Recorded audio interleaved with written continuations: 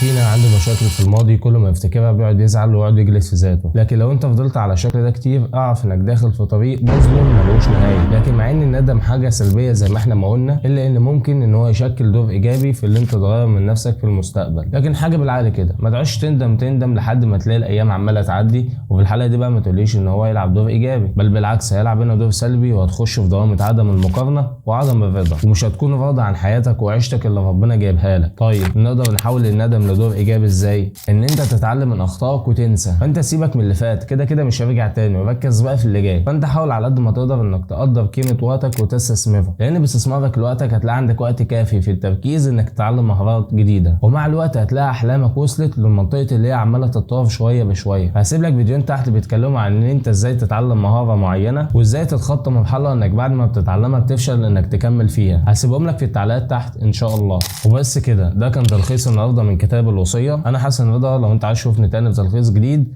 اعمل لايك وفولو. مع السلامه.